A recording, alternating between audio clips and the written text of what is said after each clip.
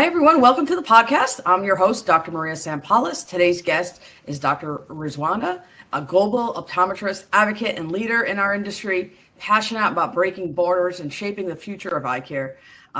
Today, I'm so proud to have her on as we can celebrate the launch of a new optometry program at the Gulf Medical University. So welcome to the podcast. Thanks. Thank you, Dr. Maria. Thanks for having me on your Reframing Eye Care podcast. It's a pleasure to be here. Thanks. Yeah. I mean, you've been so transformative over the years, made a big impact in optometry. Let's just start from the beginning. What inspired you to pursue optometry, and how's the journey been as a global optometrist as you shape optometry overseas?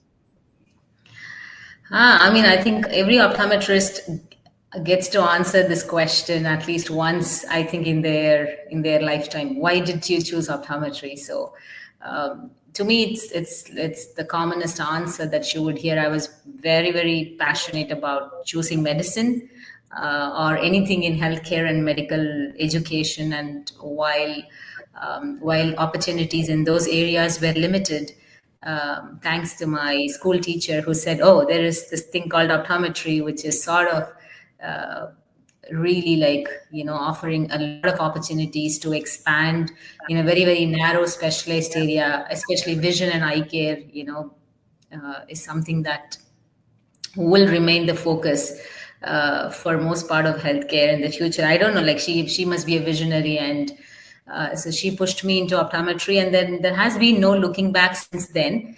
And thanks to the right environment, I think we call it serendipity or synchronicity, the Elite School of Optometry, which is a global leader in optometric education. Fortunately, I got to study optometry at the Elite School of Optometry, got to meet the right people, right mentors, world-class education. So I think that took care of most of the difficulties generally, like anybody that gets into for example, like a baby profession as optometry, like in India, optometry was still 2 decades back, was very much in its infancy. And growing up with these mentors, I think, inspired me a lot. And unfortunately, again, I somehow fell in love with binocular vision and pediatric optometry, and the dreams of I have to really become the expert in this subject. It made me go super crazy. I don't know what made me go crazy, but I looked into, okay, what are the arenas to then excel in this specialty. And then American Academy of Optometry Fellowship was there. I took that, and that took me to the diplomate journey. While parallelly, I was also embarking on fellowships like the College of Optometrist and Vision Development, the fellowship programs.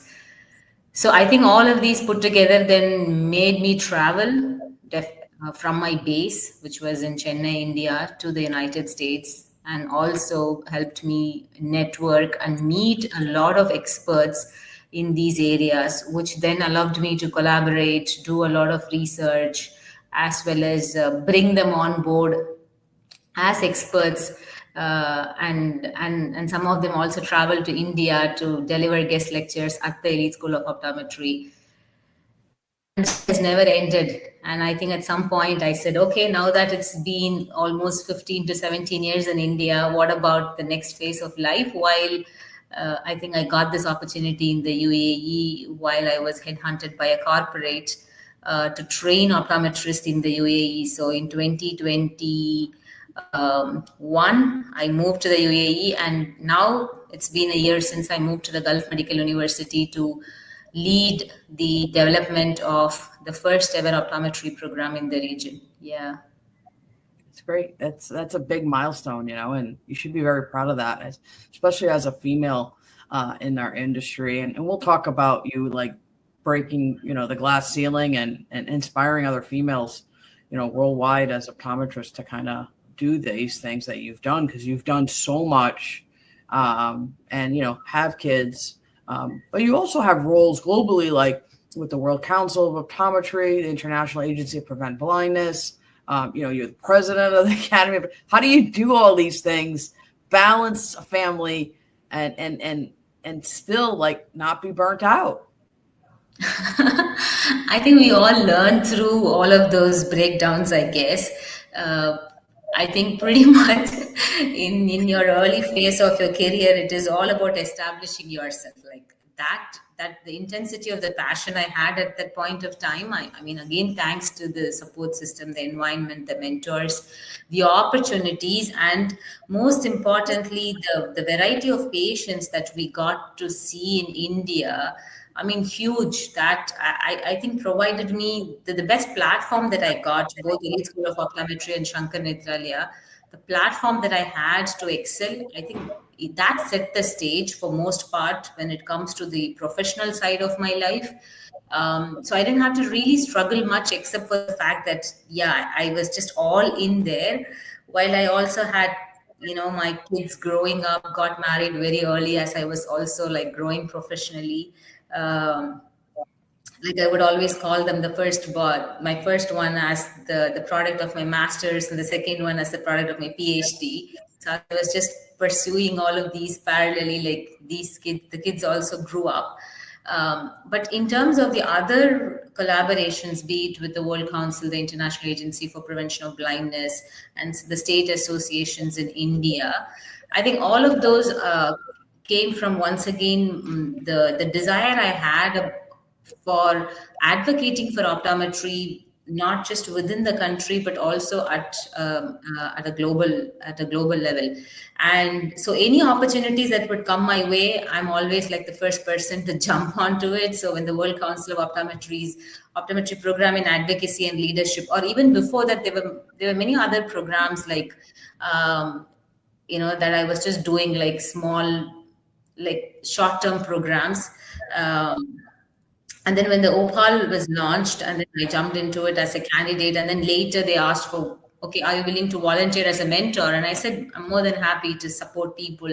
And slowly, like I think organizations like World Council and IAPB, they all also need a lot of volunteers, and then provided that you have the necessary skill set, competence, and you're able to give some time, which is definitely what is needed for our profession. We all know this, right, Dr. Maria? So I grew up within the organizations, like, because I was willing to support fellow professionals.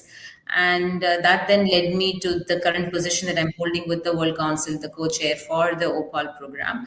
With the IAPB, yes, I mean, I'm a freelance consultant, and then I work, or whenever my support is being sought, I then do all of these blogs related to, like, if it's World Sight Day or World Optometry Day or whatever. But overall, uh, I think optometry is such a profession where the opportunities are enormous. Like, I can never say, like, okay, it's only this much. Even if I'd gone into any other stream in healthcare, I don't know, like, if we'd gotten these many opportunities. But optometry looks like you can just do so much always. Yeah. Yeah, there's a lot of different avenues, right? There's so much we can do, but I think you give back so much to the profession. That's what opens up doors. I mean, I think it's an unselfish, give. So much that you give is unselfishness. Like, there's a lot of unfortunately, sometimes, like, am I getting paid for this? What's in it for me? I don't have time for it. But in the big thing, like what your work has done has helped optometry globally, and females in the industry too, to look up to someone that has done so much and broken those glass ceilings, because it's helped the future women of optometry, right? I was at a conference, and Dr. Sandra Block, she is the World Council president, right? And I saw her and I said, thank you so much for, doing what you do, because you make it easier for me as a female optometrist in the future, and for other female optometrists that want to do that. And I think that we need to recognize those women that volunteer and do their time. And, we don't really know, like, they're making a big impact that we don't even know, right? Some optometrists don't know. So that's why I wanted to highlight you, because even with all your success and that, I mean, it's been difficult. I think where the environment and things like that, I know it's been difficult for me over the years as well. And it's a little different environment here. Tell us the significance of launching this, first program, and what's the how is it aimed to fill for the healthcare system, but maybe even, motivate other countries too now to expand optometry? Yeah, I mean, this such a blessed opportunity again. Like, yeah, I came into the UAE for the corporate job, and then later it also made me realize that my passion and my roots are in academia. And when Gulf Medical University proposed that they've been looking to start the first ever optometry program in the region, I'm like, okay, I was more than happy to jump on board and become the program director. So in the UAE as such, like if we look at all across the UAE and Middle East, currently in the Middle East, there is just one optometry school, the University of Buraimi in Oman. But other than that, most of the optometry requirements, the requirements for the primary eye and vision care are being met by expat optometrists. So the number of locals that are basically that get trained as optometrists within the UAE, I think it's probably 2 or 3 number. They go outside of the UAE to then pursue. So then the government recognized optometry as one of the critical professions that's required. So in the recent white paper that came from the Abu Dhabi healthcare workforce in 2022, optometry is among the most identified, one of the critical professions based on the Emiratization and the education priorities. I think that set a starting point for the country and the Ministry of even Education and higher education and scientific research, that okay, so optometry needs to be sort of like has to be identified as one of the education requirements for the country. So Gulf Medical University, being a pioneer in medical education and already having multiple streams apart from the College of Medicine, Pharmacy, and then under the College of Health Sciences, they said, okay, let's start the 4 years Bachelor of Optometry program. But what I learned over this last 1 year as the program director for the development of the course, the curriculum and the competencies and the mapping and working with the ministry and then, setting up the infrastructure and everything is that, like, though I come from an academic background in India where I've been, teaching and training optometrists for over 15 years, when we really look at the scope for optometry, okay, so what do optometrists get to do depending on the regional requirements and priorities for the country as such, while also looking at the World Council, the Global Competency Eye Care Framework that identifies different levels of optometry and what's required, let's say, for a 4-year Bachelor of Optometry program, level 4. There was a lot of learning for me personally as an educator to then be able to look at how much things have changed, that whole changing landscapes in the optometric education, even in curriculum development for that matter, like what was taught before. Yes, the core subjects required, I mean, they remain the same, but in terms of the teaching and the learning assessments and the tools and with the impact of or the influence of generative AI, how do we really have to then, teach and train people? I mean, that's been such a massive learning for me. And overall, even the sort of systematic approach to curriculum development that we follow at the Gulf Medical University to launch the first ever optometry program, I mean, it's been such I would say, a really insightful process for me personally. That's helped me come up with specific learning outcomes, not just program learning outcomes for profession, for the overall optometry program, but how do we really then work with the ministry in terms of mapping these outcomes to the competency framework for optometrists. So fortunately, I also got to work with the Ministry of Health on revising the existing competency frameworks for optometry in the country. So that made me realize that, yes, I mean, there is so much to do. Like, yes, so far it's been expat optoms practicing in the country and there has been a set of competency frameworks. But now that, like, there is a local program and then more nationals and, optometrists from within the country are going to be graduating, then now how does the competency framework look like? Like, what do we have to change? And I think everything is falling in place so beautifully. And I think this first ever program in the UAE, I think it's just a starting point. Of course, we will then expand this program to masters and PhD and even future probably doctor of optometry programs, like how it's in the other countries like Saudi and stuff like that. But overall, the future for the profession in this country looks really, really bright. Looking at the way the foundation of the program in itself is being established in such a rigorous manner. Yeah. Yeah. Have you gotten any calls from other countries to be like, how do you inspired us? How do we start this? Have you had any interactions with other optometrists or people in other countries? I should acknowledge Dr. Sandra Block. I mean, I wanted to say it even while you mentioned her name, because she's been instrumental, Dr. Maria, in my whole profession. Yeah. As a mentor, because like as we said, women in optometry need women, other fellow women professionals. She never ceases to inspire me. I mean, my acquaintance with her goes back many years, but she's always been like from a diplomate journey, like the struggles, especially as an expat, like an optometrist from India, and young aspiring optom that goes to the US to then face these exams, okay, in the American Academy, it was not a very easy journey for me. Like I failed once in my practicals, and I think even with my written exams I had lots of struggle, and I wanted to give up at some point, but she was always like, she'd be like, no, this is how the journey is, like, don't give up.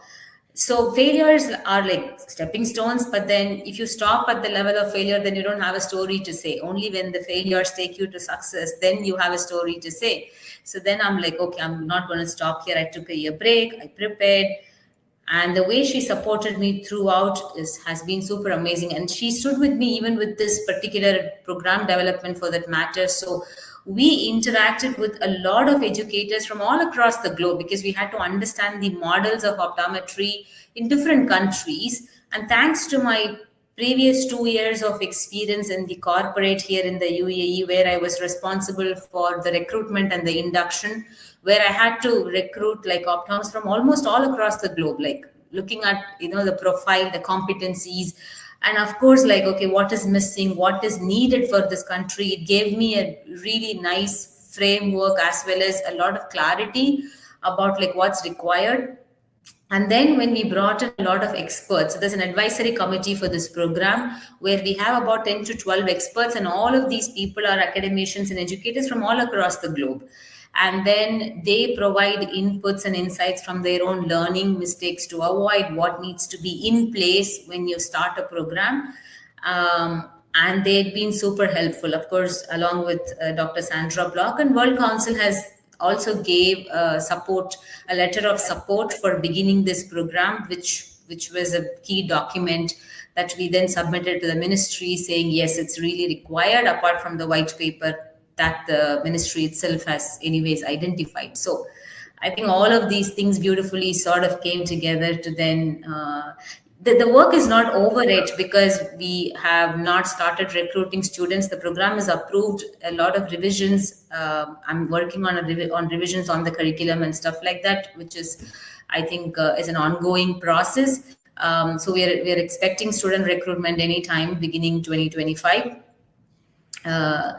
But I think it's going to really it's going to help us as to be trendsetters, to help even future optometry programs, for that matter. I mean, because we see an overall changing landscape in the way curriculum and competency frameworks are being established for optometry, at large. Yes. Thank you. It's great that you were authentic and said that there was a lot of failures that you've had. Being the person that you are in optometry, you're a leader. You've faced some challenges. If we can kind of go back to that a little bit. I mean, breaking glass ceilings is so important, and you've done that. But tell us about how, what your other challenge been, how these experiences influenced your advocacy for education, innovation, and just keep on going. There's a lot of failures, a lot of roadblocks, and a lot of doctors stop. How do you overcome those? Because again, like you said before, I laughed and you said, well, you have a breakdown, you get back to it. I was like, oh, I've said that. And, I was like, all right, we take a couple of days off and get back to it. Right. So give us like your your look on that and how optometrists can kind of overcome some of these challenges, because sometimes it's politics, sometimes it's just have a lot going on, and so give us some insight on your journey on that, on your challenges. Yeah, I think challenges have been a part of my life as such. I think sometimes, um, I mean, we're being human at the end of the day. It even took me. I never realized that. Oh, I've gone through. Once I reached a point in my profession, in my career, Dr. Maria, is when I looked back and I'm like, oh, I made it here this far. I was not even processing it. But the time when I paused and I looked back was the time when I had this breakdown.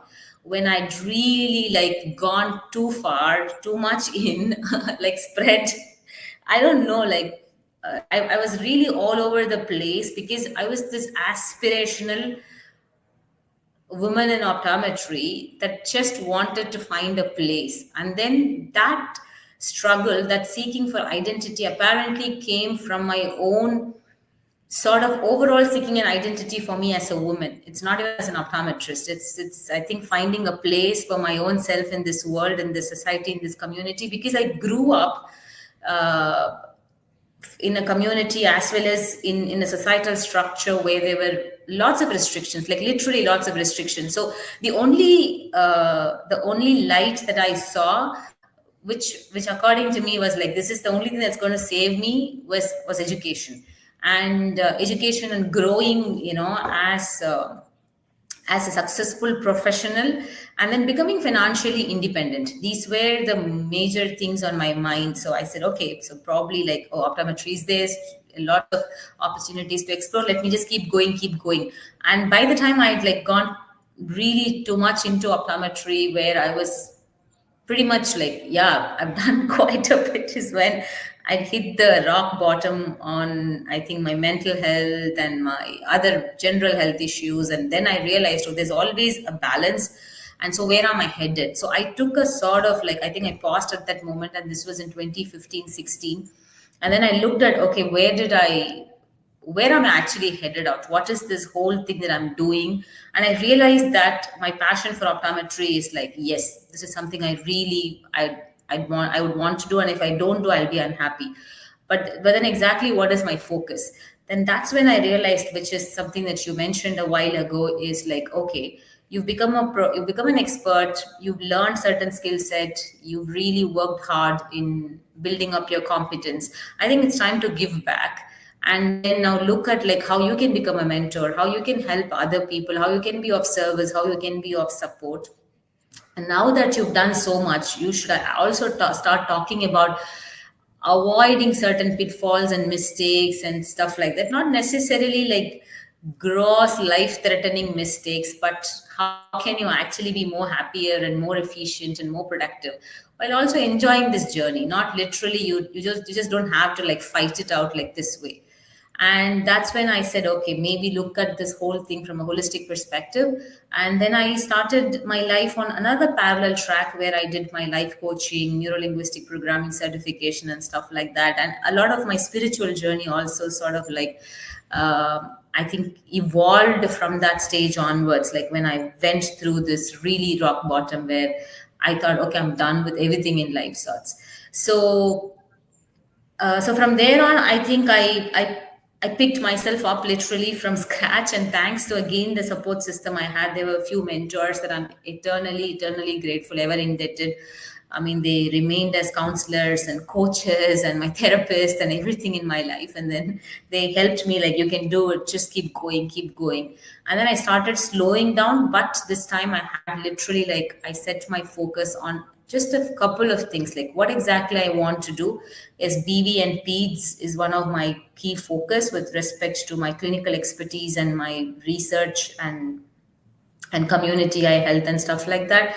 But apart from that, academics is another area that I want to focus on, and plus mentoring and coaching. So I identified some of my purpose and core values where I really want to spend my time and energy rather than just going all over. And then I started to also incorporate a lot of self-care rituals, which means now in a day, like, yeah, if I'm like super focused on to being productive at work, at the same time there's enormous amount of time that I just take to step back to then do all of the recharging work that I need to do for my own self, which at some point like was not really part of my my whole schedule. I felt even guilty and all of that, like to do that. So that's one part of the story. The other part is like breaking glass ceilings and sort of like moving on to that next level, because I know, like, coming from India especially, and coming from and meeting all of these optoms, I realize the struggles are all the same, just that like you from the US, you had to go through like certain set of challenges, and then similarly all of us, like, we all have like sort of stories that diverge but also converge at very very similar uh, points when it comes to struggles and challenges. So networking with people like you, Upti, and a lot of other women in optometry that have gone through very significant milestones, but have also, they're being human enough to share their struggles. So that sort of an expansion of my network and collaborating with people helped me speak about all of this and then inspire people. So right now I'm also like, I'm always available for optometrists who feel stuck in their career, who want to know, like, is this really something that I want to do? What do I really want to do after my optometry bachelor's or master's? In terms of career guidance and coaching and mentoring, or personal life issues, how do I now sort of integrate both of these? How do I achieve work life balance, or is it even possible to achieve while I just don't want to give up on these aspirations of mine, where I'm being forced to give up on these things and just be a mom at this point of time, or being a wife at this point of time. Like, the stories are just huge, but it always, this experience of mine has helped me to handhold people, and I'm really happy that I'm being able to do this, and that again gives me a sense of purpose, because every day, like when I wake up, it's always like, how can I be of service? Like, who else can I support? What else can I do? How can I bring more of me out into this world? Because I'm so grateful for people that supported me. I think it's time to give back, Yes. and it's time to reciprocate, right? So that's the mode on button, or the gratitude mode on. So, and it keeps me going. Yeah, I think practicing gratitude is so important when giving back, and it helps with those roadblocks. Looking back on how far you've come, who you've helped. Right, I think a leader is a person. How many people have you made leaders or supported, or stepped in front of to help with anything that they're going through in eye care, and I think that's very important. What is your advice to young professionals that want to be involved, want to make a difference in optometry? What is some advice that you would give them?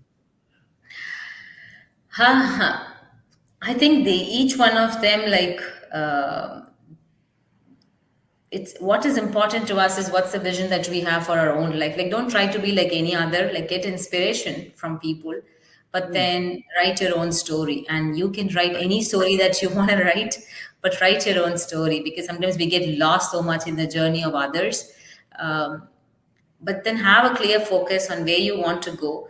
At the same time, be prepared that it's not going to be a bed of roses. Nobody's going to have a red carpet welcome and stuff like that, but have a clear game plan, but also be ready to sort of face these roadblocks and challenges. And one of the most important things that I advocate for is emotional intelligence, because a lot of the emphasis is given to, oh, get good CGPA, get good grades, be on top. And then all of that, like, yes, it's very important to then be able to avoid scholarships and further opportunities in industry and academia and stuff like that. But if you invest enough time in becoming emotionally competent in your emotional intelligence, then you can handle anything that life throws at you. Like, if life throws lemons, make lemonade out of its sort. So you really would know what to do with all of these challenges. And I think develop aspects of your emotional intelligence. And I think that will make you a very efficient person, not just at workplace, but also in life at large with your relationships and human connections. And something that I'm advocating once again of late is also the importance of having this inner circle, like this group of people in your life to mentor, to help you, to handhold you, to provide you with the right sort of advice. Because sometimes, we just, when we keep thinking for ourselves too much, we get lost with our own experiences. But if you have a second brain, like someone that can objectively look at your journey and then say, you know what, like, yes, maybe think about this, maybe think about that. Like, so having a mentor very early in your life is something that I would advocate for, because that can really, really like ease your journey to a greater extent. And that's it. But otherwise, feel free to write your own story, and also feel free to rewrite it anytime that you want. Don't be forced to just stick on to that same story, and keep exploring life. Yeah, there's so much more to life. Thank you so much for coming on the podcast. It's such an inspiration. Thank you for all that you do for optometry and for females in optometry as well. I know you've been recognized, but I wanted to recognize you again on this podcast and get other people to know you and be inspired by you. So thank you so much. Thanks, Dr. Maria. I mean, you've been an inspiration for a lot of other women in optometry and all the work that you do. Your portfolio, the profile, of course, is like something that I look up to personally. So it's Thank been you. my pleasure and honor to be on this podcast with you. And thanks for taking your time to help me share my journey. I mean, it's been pretty nostalgic. So thank you very much. Thank you. Thank you.